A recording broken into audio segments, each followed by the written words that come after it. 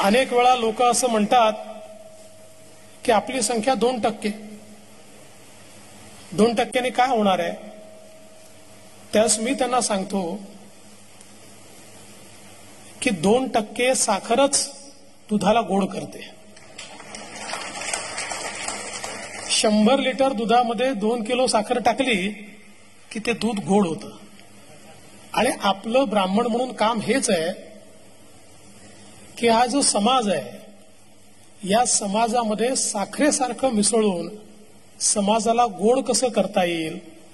आपण 2% असू तर 98% एकत्रितपणे मिसळून 100% कसं होता येईल हा प्रयत्न आपण नेहमी केला पाहिजे.